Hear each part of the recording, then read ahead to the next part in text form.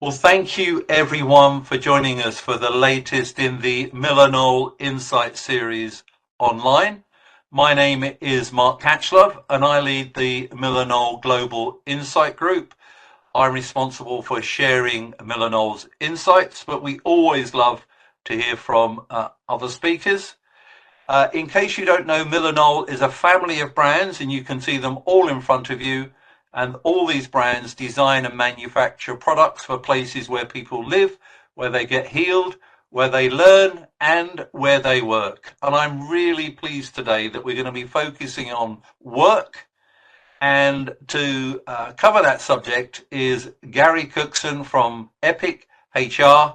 I'm going to let Gary do the introduction. Please feel free to use the chat box for questions as we're going along. And there's some good news. 7 of you are going to win a copy of Gary's book today, which he will no doubt promote. Gary, over to you.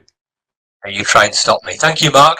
Hello, everybody. It's lovely to be here. What are we going to talk about today? We're going to be talking about hybrid working and why, in my view, it's not working, but what we can do to try and fix that. Hybrid, as many of you know, started out as a temporary solution in response to the easing of COVID restrictions, but it's since become, for many organisations, a permanent arrangement. And the CIPD in the UK estimate that 83% of organisations have got some form of hybrid working, but is it working? Short answer, no, not really. But longer answer, it depends really on how you might want it to work and the way in which you might want to measure that. Some organisations, well, they measure it on performance, they measure it on productivity, but not all do. And in fact, lots of organisations I come across and I research my stuff with, they have no way of measuring whether hybrid work is working at all. They're okay with that. So hybrid work, I think, can work. We're going to explore how to make it work today, but only if we want it to. If you leave it to chance, very unlikely to. But with the right amount of effort, then it usually will. And certainly our employees, they want us to make it work. They tell us a lot about why they value flexibility, autonomy, empowerment, those types of things. But they also tell us a lot of stuff about what's not working in the arrangement, whether that be communication, collaboration, other things as well.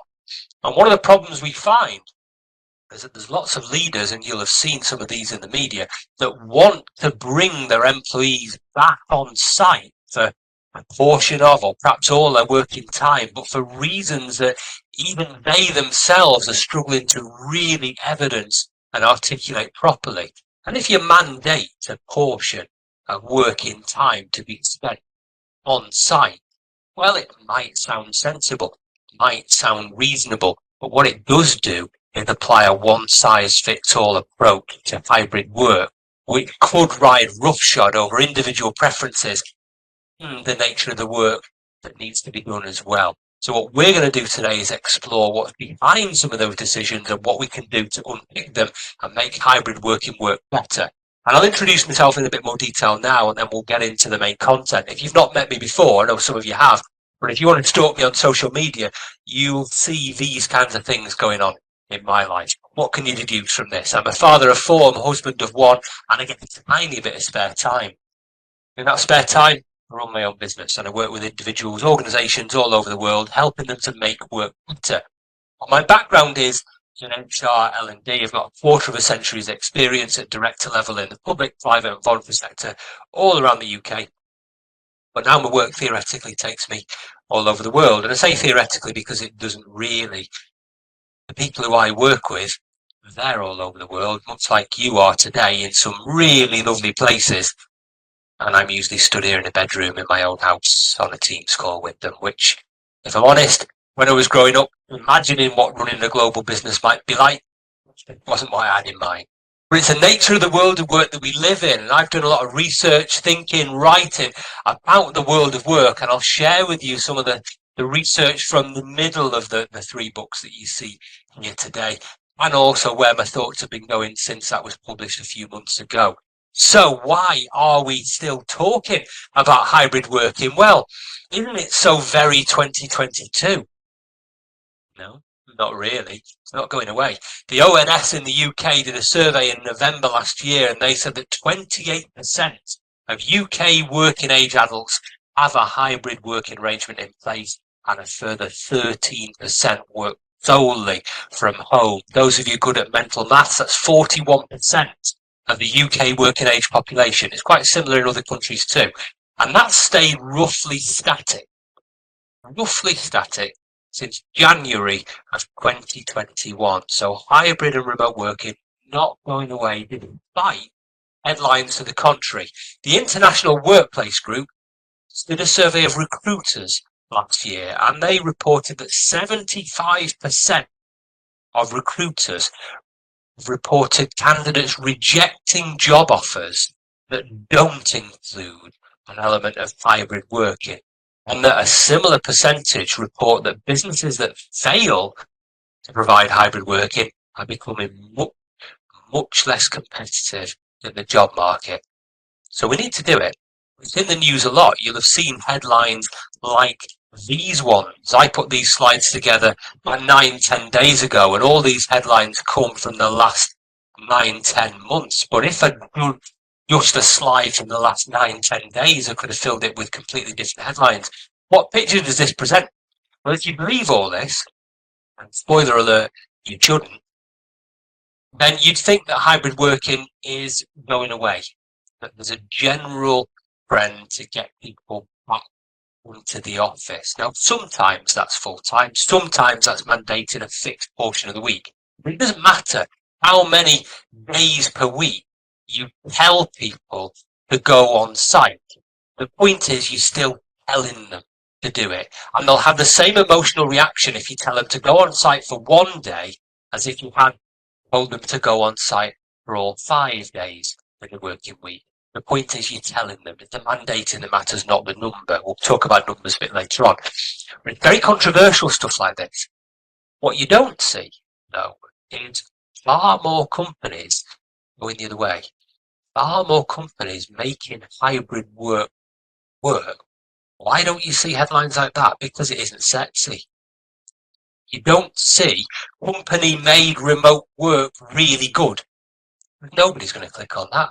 Nobody's going to buy a newspaper with that headline. This stuff, though, that you see on the screen now, that's the sexy stuff. That's the clickbaity stuff. So that's what gets reported. Even though it is a minority of what is going on, it doesn't seem that way. But I say hybrid isn't working. But in order to unpick that, we need to agree what hybrid is first. And I think it's really difficult to try and define what hybrid working is. It's really hard. Because, well, look at this slide, for example. I get all my images from stock image sites like Shutterstock, Pictorbay, places like that. You type hybrid work into them, you get nothing at all. You get images of hybrid dog, hybrid cars, hybrid plants, nothing about hybrid work. This is the closest I got. This is what came back from Pictorbay. This is a hybrid training system. And I thought, well, maybe there's a few people here with an L&D background who might appreciate the subtleness of that joke, but maybe I'm wrong on that. But if stock image sites, which you've got images for everything, have got nothing that shows you what hybrid work is, chance have we got of agreeing what it is? Well, I say there's only one way we can agree it, and that's by agreeing what it's not. And what it's not is this. This is a quote from Doctor Who, but it shows you what the opposite of hybrid working is, a fixed point in space and time. This is saying to people that your work has to be done at that place at that time. That's the opposite of hybrid work. Hybrid work, therefore, is everything but that. Now, ask you a question in chat. Chat's going to get quite busy when you answer this question, but I'll keep it really simple. You can answer just yes or no to this question. Do you like it? If somebody were to say to you, you've got to do your work at one specific place at that specific time, do you like being told that? And have a scan through what people are saying in chat there, because the vast majority of people, in fact, it might be everybody saying no way do they like it. Some people shouting no as well. And some people going even further than that. But then it depends, doesn't it? Some people are saying it depends what job you're doing.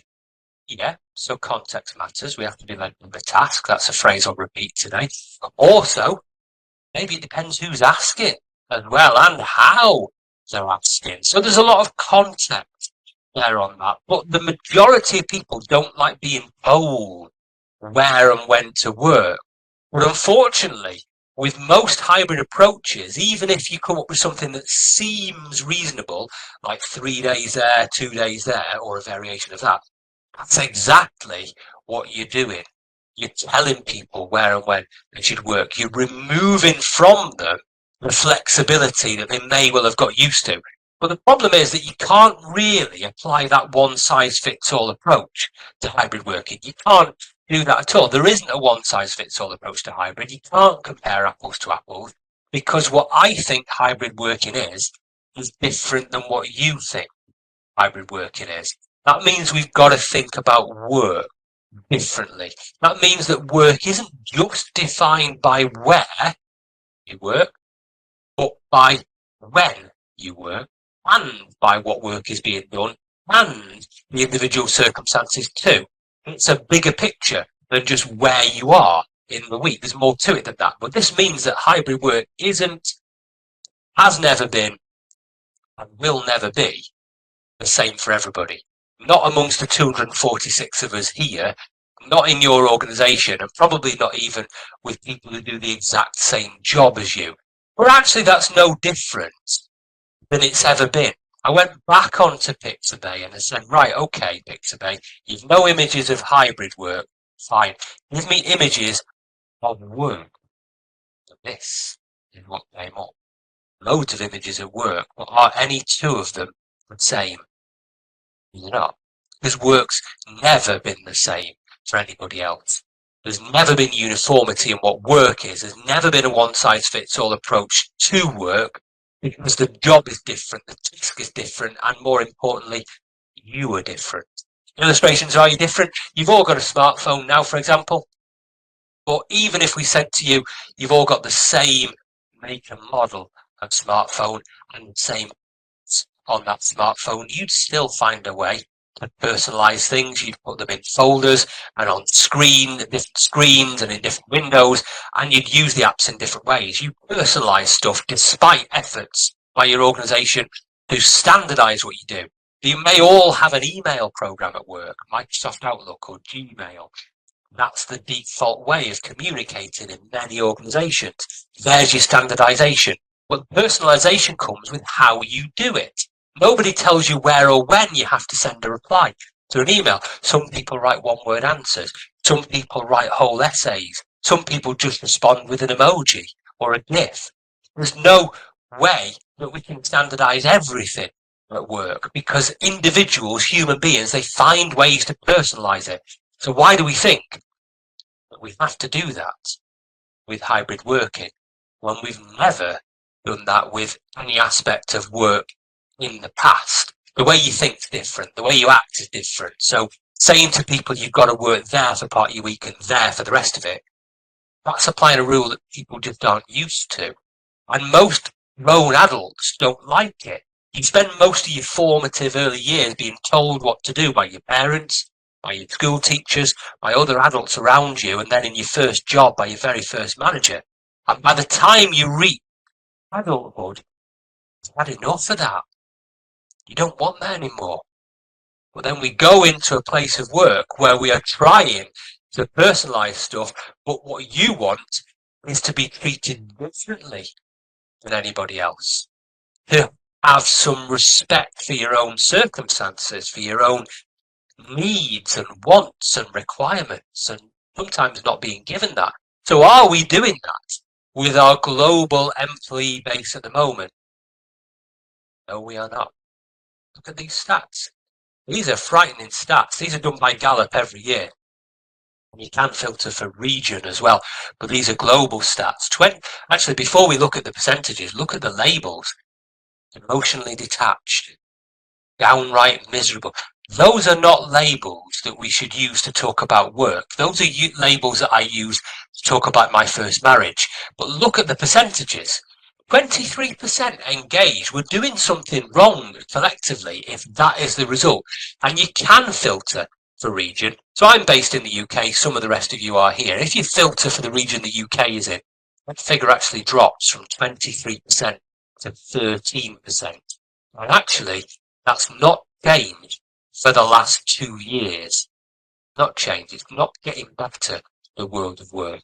If Jamie asks, is it office only? No, this is everybody. It's a global survey. You can filter for office only, but these are the high level stats. But why is this? Why is it so low? Well, you think of the experience that most of us have had over the last 5 or so years. COVID restrictions, forced remote working, lockdowns, things like that. For a lot of people in work now, that's represented a hugely disproportionate amount of their entire career. They don't want to mess about in jobs that don't engage them, for companies that don't value them. And then there's other generations, myself included in this, who've found life more important than work because we've been able to see life and work in the same place, side by side, for the first time. It means we've got to renegotiate the psychological contract, not to destroy it, with attempts to force people back into the office for what will seem to them an arbitrary number of days per week. We exist in a seller's market in terms of labour, so we have to appeal to that individual because people have got so used to working when, where and how they want to. They are understandably reluctant to go back to a more collective experience. They want to do things while they've always done it. But what we're doing is this. I love this quote. It applies to all kinds of walks of life, but that's what we're doing. When we mandate stuff, when we say to people, you've got to be here for some of the week, there for the rest of it, or maybe here for all of the week, we're treating everybody the same. But we've got tools other than hammers in the workplace, and there are nails and nails too. When we treat everybody the same, when we create policies that apply to everybody, we are risking alienating some people, missing out on golden opportunities to craft something that's different, something that's better. And maybe we need to do something different with hybrid working. That involves personalising work. I'm going to share with you a 4-box model that is my way of personalising hybrid work to get more from individuals. Lots of people like 4-box models. I like 4-box models. This is mine. It appears in both of my first 2 books. This requires you to be led by the task. This requires you to break jobs down into their component parts. Take, for example, your job description or role profile. On that are a list of tasks that you are responsible for doing. Your challenge in using this model is to put each of those tasks into the appropriate box based on where and when it is best done. I'll give you a couple of examples. Coming to this session today is a synchronous activity. It's only taking place at this particular time slot. That's it. So it goes left-hand side of this box, but it can be done anywhere. And you are all over the world. And some of you are in your houses, some of you are in public spaces, some of you are in offices because you could do it from any suitable location. So attending a session like this is bottom left. But we are also recording this session. And therefore some people, if they're just listening to the recording, are able to move the attendance on this session from a bottom left box to a bottom right, because they can do it at a time that suits them. Much like you can with other tasks, like replying to your emails. Nobody tells you where or when you have to do that. You've got a lot of choice about that. Some of you have been doing it while I've been talking right now. Don't think I can't tell these things. But it's a bottom right activity, and so on and so on. You see the principle. You do that for your job, you can see the right hybrid split for you based on what percentage of your tasks are in any particular box. You can then aggregate that for your team and then aggregate that for the organisation as well. Let's say, for example, 50% of your tasks are in the top row and 50% in the bottom. It's a nice split to have. It's not easy to achieve, but it's nice. Let's say that's what you've got. That means that 50% of your working time must be spent on site because it's in the top row. That might be the hybrid split your organisation wants. might be 60-40, might be 70-30, something like that. And that's okay. But if your organisation mandates that maybe you need to spend 80% of your working time on site, and what's in your top row is less than 80% of your task, what you have to do then is move stuff from the bottom row, which can be done anywhere, into the top row, so that you're choosing consciously to do things from the bottom row when you're on site.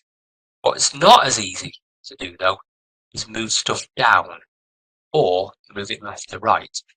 Bottom to top is easy. The other directions, not so much. So if you want to change the way that hybrid work in your organisation, if you want to make hybrid work for your organisation, what you have to do is do something like this and start bottom up.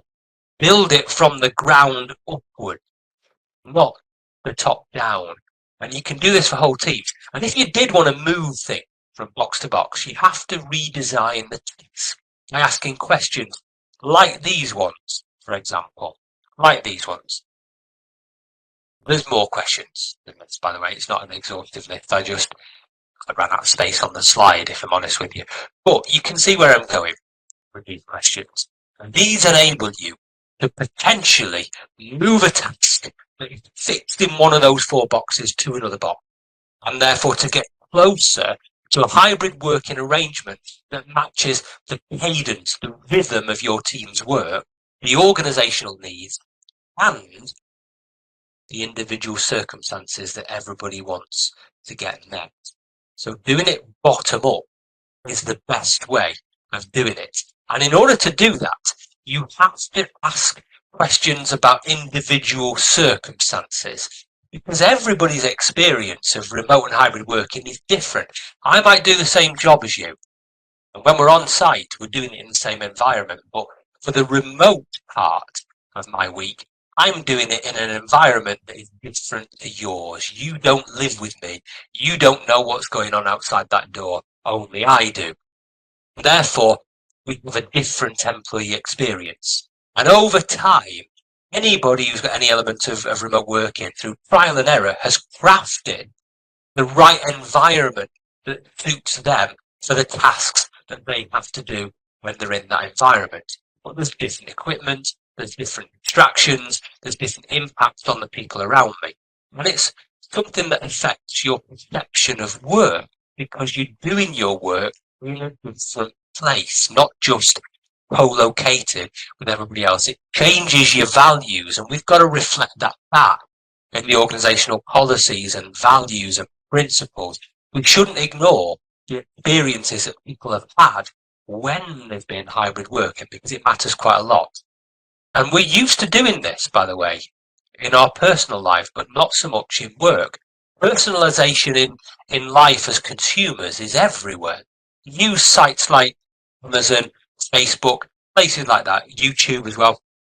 Your whole online experience on sites like that is based on things you've done in the past, things you've clicked on, things you've looked at, interactions you've had with that platform, and it personalizes your experience. And we just take that for granted.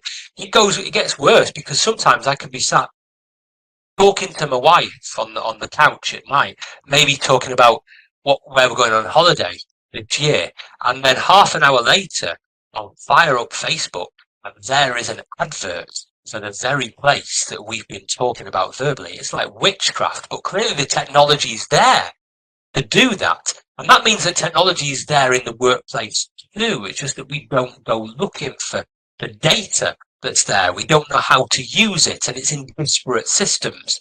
But a hybrid worker generates way more data points than an on-site worker ever did or ever could. They have far more interactions with the organisation, but those interactions are digital, and that creates a data point.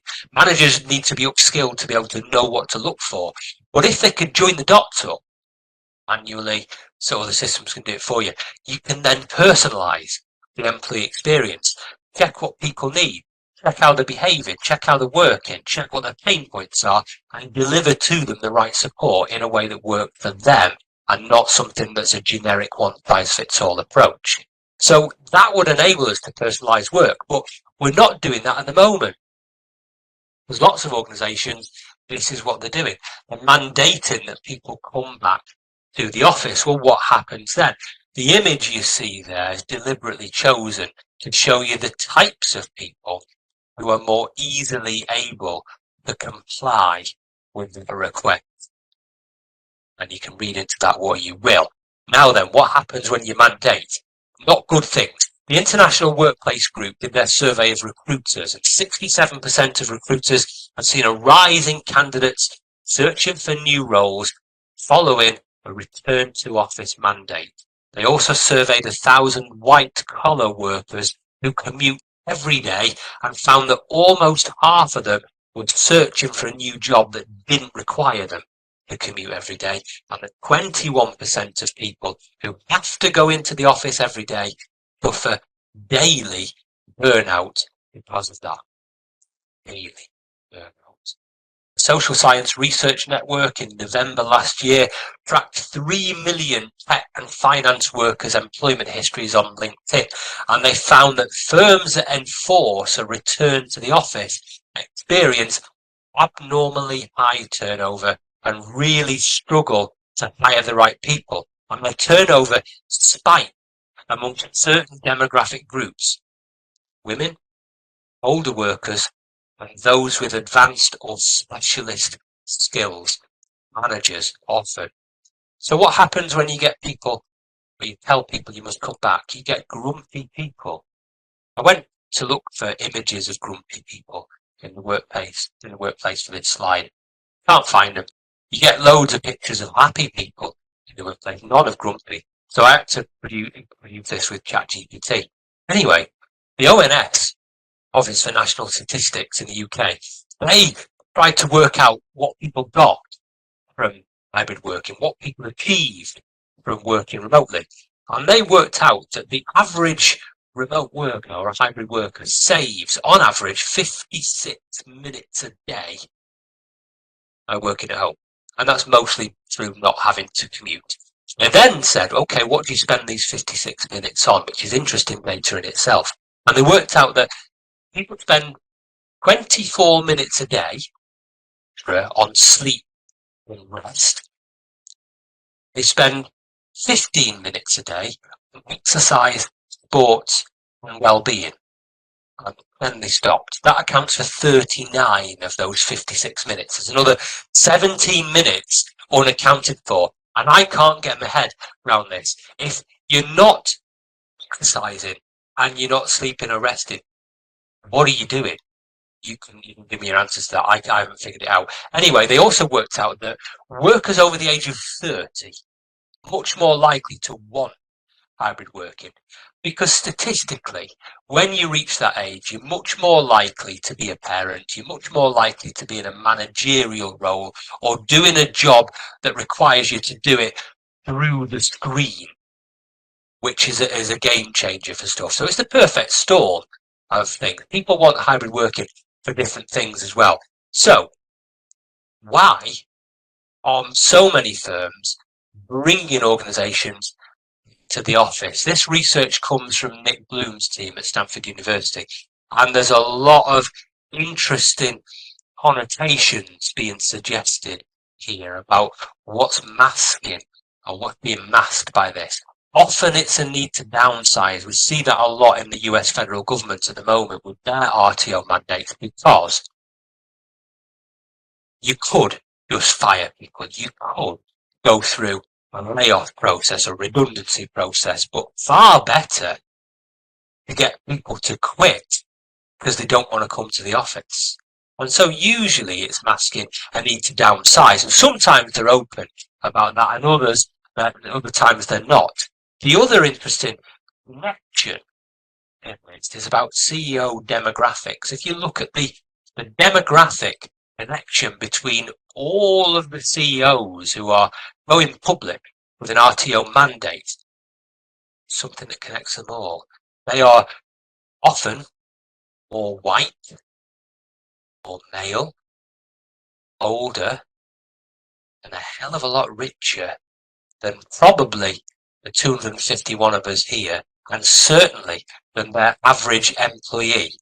And that means that the way they look at the world, not just the world of work, but the whole world, is different than anybody else. That doesn't make them wrong, by the way.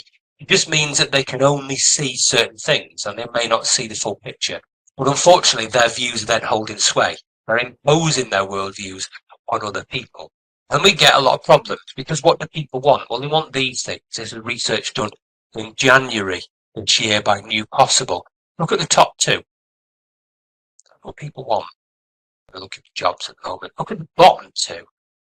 Those bottom two are the ones that many people, many organisations rather, are highlighting as a reason to enjoy coming back to the office. We'll give you snacks, we'll give you socials.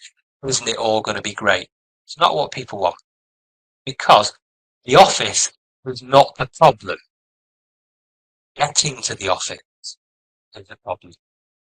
And organisations can't necessarily fix that with snap and social events. What they can use to fix it is flexibility, greater annual leave allowances, and remote work.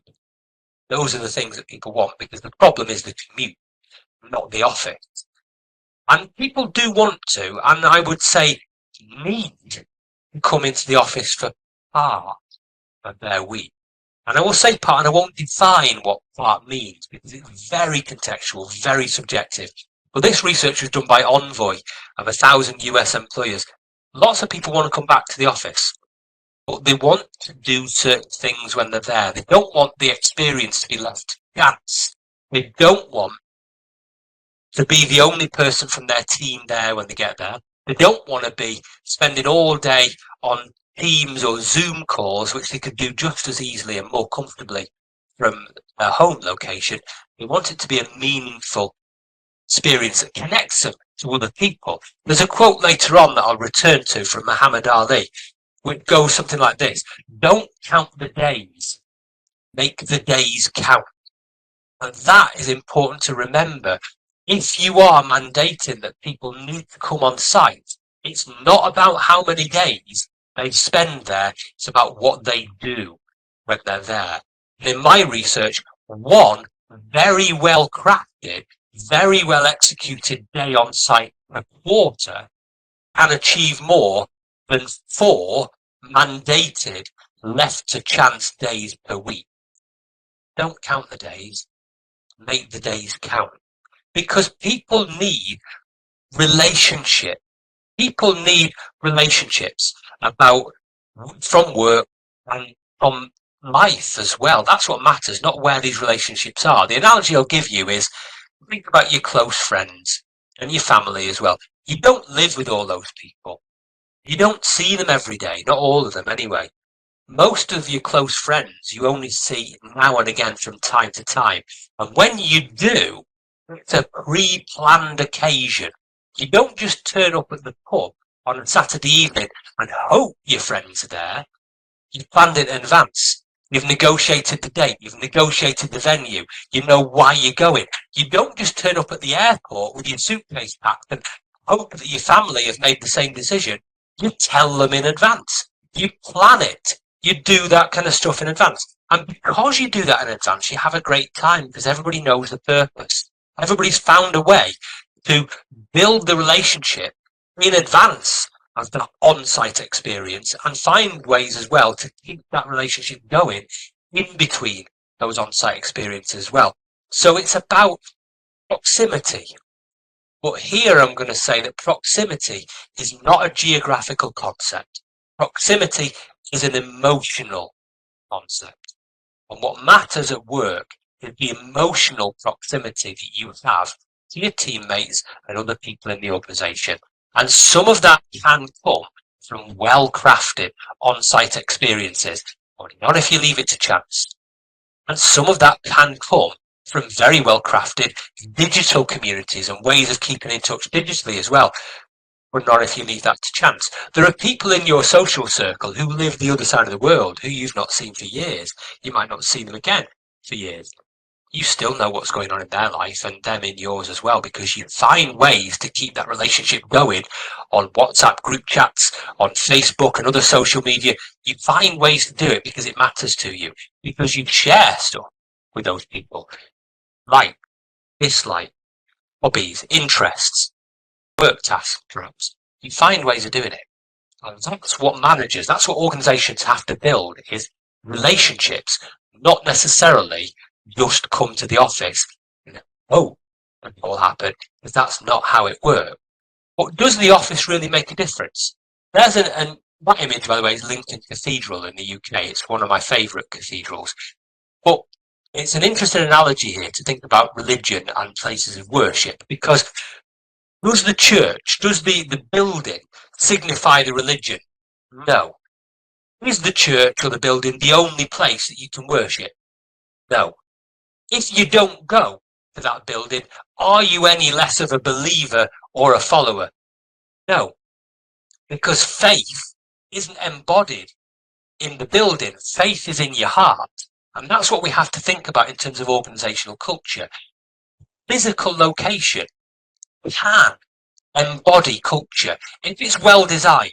If it's designed with the right principles and very clearly reflects organisational values, it will tie people to that organisation. It will anchor them. It will create loyalty. But if you've got a very generic building that might as well be any building anywhere else in the world and almost indistinguishable from anybody else, there is no sense bringing people there to build culture, because that's not where your culture is. The culture is in the interactions between people, not in physical location. But you can build a physical location that embodies your culture. Look at how Google do that, for example. They have slides and hammocks and things like that, and that embodies their culture. Did your building embody your culture? Some do, some don't, but you have to consciously design it. And there is a lot of benefit from coming on site, but only if people have some purpose in doing that. If there's intention about what you're coming on site for, there isn't a magic number about collaboration suddenly happens after you spend so much time on site. Effort is what makes collaboration and communication happen. Intention is what makes collaboration and communication happen. Not just saying come to the office for 3 days a week. It's too random. So what we need to do in organizations is consciously design workplaces that tie people to the culture, enable them to get the most from a hybrid working arrangement. And everybody's working arrangement is likely to be quite different. You might be somebody who at home sits on the sofa with your laptop on your legs. You might be somebody who has a dedicated home office. Both can work. In my house right now, I've got a range of different environments and I move between them based on what I'm doing. And some of that's been worked out through trial and error. Some of that's conscious, deliberate effort. But I've got a range of spaces based on what I'm doing. Everybody can have that. But we can do that in the workplace. We can build different spaces that allow for the work itself to be the determining factor. Some people, they will need quiet spaces like a library where they can't do their quiet, focused work at home for various reasons. So we need to give them a space like that in the physical building where they need to work. We need to make sure that's an interruption-free environment, but other people need noisy environments. Give them that. They might need hot desking facilities because they don't know until a couple of hours or a day before when they're going to be on site. So they need something they can book and co-locate alongside other people. You might need fixed locations for those people whose job requires them to be on site quite a lot, or fixed fittings like meeting rooms and conference venues where things are set in place, screwed into the floor and the wall, and you can let people personalize that. You might also need flexible spaces where people can, the drop of a hat, realize they need to do stuff with a group of other people, and they're just going to configure a space Lego-like or Minecraft-like to put something together. They'll wheel the tables together, they'll wheel the chairs together, they'll plug and play the devices, they'll collaborate, they'll do their stuff, and then they'll tidy it all up afterwards for the next group to do their stuff with. You can tell they've got 4 kids, because tidying up is a constant conversation in this house.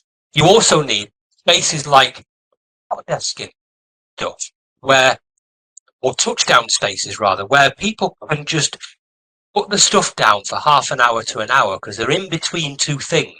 They've not got time to go anywhere else. They just need somewhere to get stuff done for an hour. Plug and play the device, off they go. You can't book those spaces, but they're there. So what we need in organisations is a range of spaces that allow people to think about the task they're doing and where that's best done.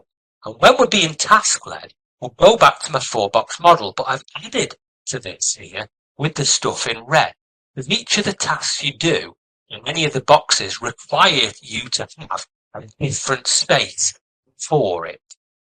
And you can see, therefore, when you're doing task A, you need to be there. When you're doing task B, you need to be there. Now, the important thing to remember here is very rarely you spend all day doing one task. You might find that across a normal working day, you're spending time doing tasks in each of the 4 boxes. That means that you need to be moving around. You need flexibility. You need agility, both at home, if you've got a range of environments, but specifically in the workplace, to move around different spaces, because the task you're doing is best done over there and you're over there. So move over there where you're going to get the best optimum workspace.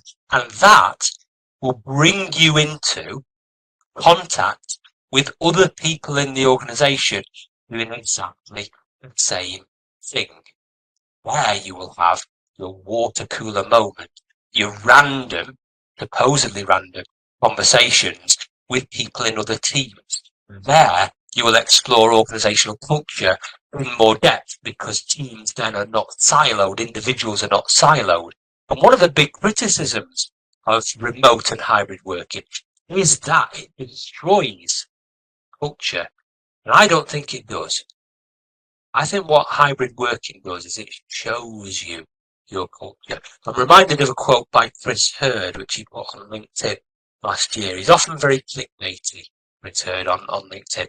But one of his quotes was that hybrid work, distributed work, doesn't destroy culture, it reveals it. And that's the analogy I'm going to expand on now, because it shows you the pain points.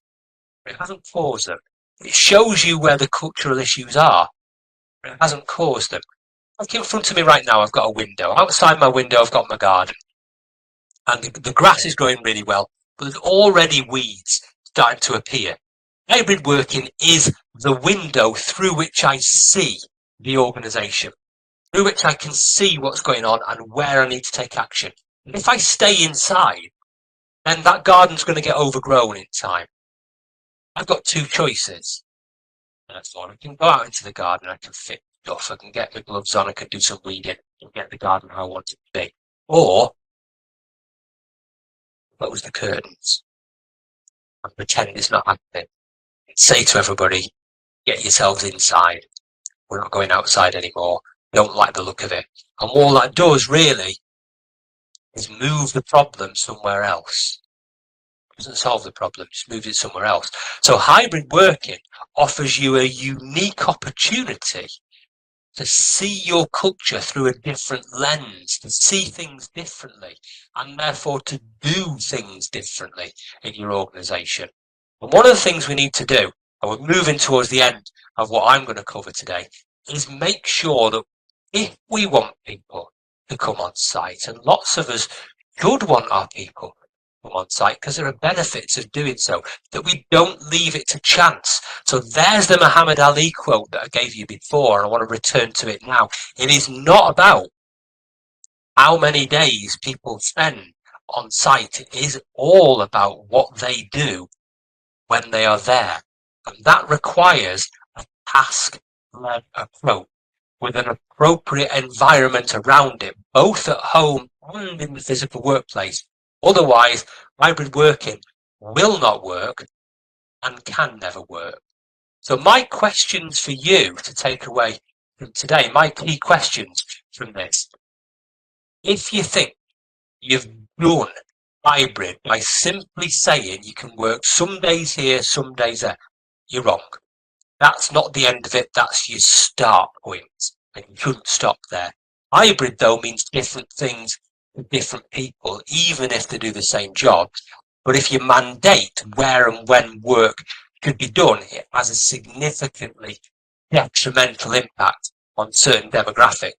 Hybrid doesn't kill culture, it shows you where you need to tackle culture. And we need flexibility in designing spaces on site and helping people to craft the right spaces when remote as well that can be adapted to the task being undertaken.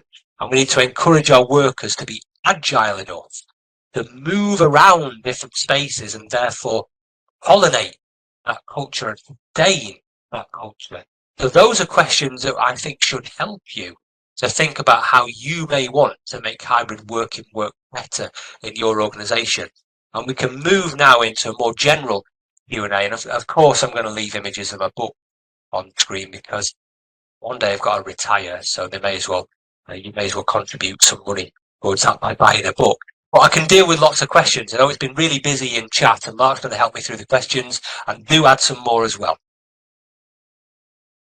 Right. Well, thank you very much. And there are lots, and I'm trying the best, and you can probably hear my printer going because it's easier to print some of them off, and I'm sorry that's not environmentally friendly, but it's just sometimes easier to do that. So I just wanted to ask you, do you know, and Jamie made this question, the Gallup information, is that what kind of workers are they? Are they office workers only, or is it just the general workforce? No, it's a very high level survey, the Gallup one. You can apply filters to it, so I'd encourage people to go and do that. But it's a very, very generalist type of survey. Okay, great. And I will include a link in the follow-up to the Gallup Global report. Right early on, I think people were getting a bit nervous. You were saying that the office wasn't going to be needed, and they were starting to comment about, oh, but we need to see people. But one of the things that came up was about mentoring is better in person in some of the questions. Tell us a little bit about your views on that. I don't think it is, and I think we have to guide or be mindful of seeing the world of work the way that we entered it, the way that we were mentored in the world of work. And the analogy I'll give you here is my 23-year-old son who's got his first proper job.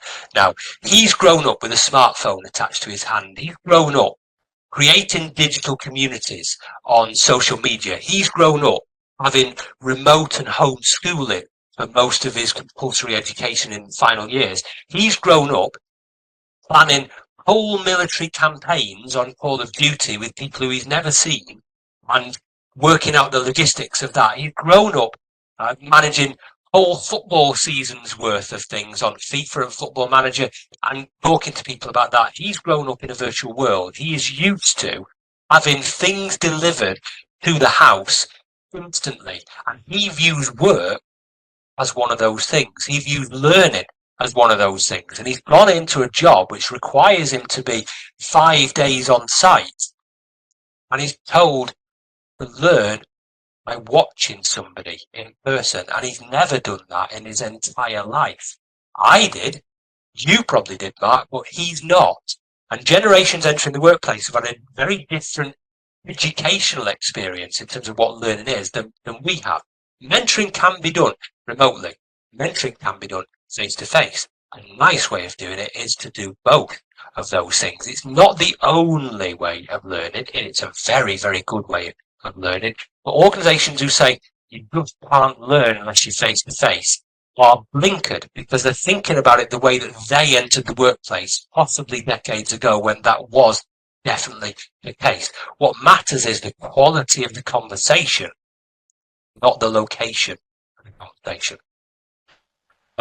But to challenge that, Janet says earlier on that the key is providing supervisors and managers training and skills in mentoring coaching and team building remotely. It has to be conscious and an effort, and it doesn't happen by accident, but it is doable. Yeah, I agree wholeheartedly with that. And a big feature of the work I do is about making that happen in workplaces, because the skills that managers need when you're face to face are very different. The mindset is quite different to managing a remote or a hybrid team. Face to face leadership is a very sensory experience. You see people, you hear people. You look too close to them, maybe you could smell them as well. But with a hybrid team, it's different. The data is there, but it's digital data. You have to stop seeing things in a sensory way and see things in a digital way, and that's the challenge. But it can't be left to chance, so Janet's right. Okay, I'm going to read a couple of observations from a socio-technologist who I know is on the call, a lady called Caitlin Begg, who featured on one of our more recent podcasts. Employees may not enjoy a return to office because it's often not thoughtfully constructed, not designed around conversation, and it's not ensuring that the days just aren't full of virtual meetings. But if everyone returns glued to their phone and treats work as input and output, people won't be excited about coming back. Notification culture must be addressed, and it's the relationships that matter. Any views or comments on that, Gary?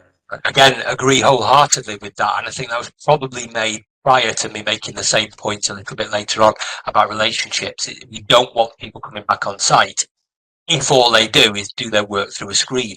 The on-site experience has to be one that prioritizes relationships, that prioritizes communication, not work done through a screen. Yeah. One of the challenges is also that you talk a lot about, giving people autonomy and freedom, but their choice might be to come into the office all the time, and a mandate might not be good for them because they actually don't want to work from home as well. Have you seen that circumstance? I have, yeah, and there's lots of people who want full-time remote, and lots of people who want full-time on-site as well, and whether they want it and whether they can have it are two different debates, really, because some people are lucky enough to have the home environment where that can work, and other people are not. What we have to do is be led by the task. When and where is the task that's done? And then build an environment for that, either remotely, where that person might live, or in the workplace, and give people some choice about where that might be. But you're right, there's all different approaches, and there shouldn't be a one-size-fits-all approach. Yeah, and Jill makes a point that I always make about these kind of events. We're often in echo chambers, and the fact that the managers and leaders requiring workers to the office often aren't attending these presentations. Are you finding yourself being able to present these findings to people that wouldn't normally be in a call like this? Not as often as I would like. There are certain people who have what I would call a closed mind on such things, and they wouldn't come to a session like this, and they wouldn't come to any of the other sessions that I do. Thankfully, though, those people eventually are not going to be with us any longer. They're a lot older than most of us here, and we can just wait, and they won't be here for much longer. But we can take the conversation to them in the workplaces and challenge them that way, and that's what I do. I'm losing so many questions here, but one, do you see anyone quantifying what percentage of the work week should be devoted to relationship building?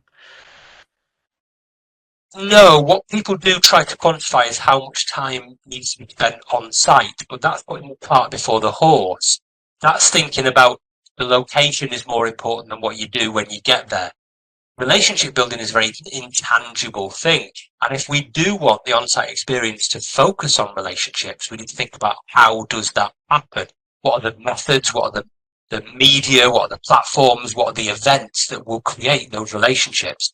And we have to accept that if that's what we focus on site, then the on-site experience will be A, noisy, and B, not very productive. But relationships matter. Okay, I'm going to make this the last question because I'm realizing we're coming up to the end of the hour. And thank you for everyone that's put your amazing comments and questions in. But Stephanie says, I agree connection can be made virtually. It must be intentional. But at the same time, even our kids who are growing up with technology in hand are facing loneliness in the workplace and life, along with depression at their highest level. How do we reconcile that? Yeah. And too much is being left to chance. And I mentioned before about proximity, emotional proximity. It's not about where somebody is, it's about who they're connected to and the strength of that connection. And we ought to be able, for any team, any organisation, to map out the network in that organisation. Who's connected to who's at the centre of events, who's on the periphery, and we look at how we can then build and strengthen connections with people. That's proper organisation design work to do that kind of stuff. And if we find that people are lonely, well, we only have ourselves to blame in organisations because we have the data to stop that happening.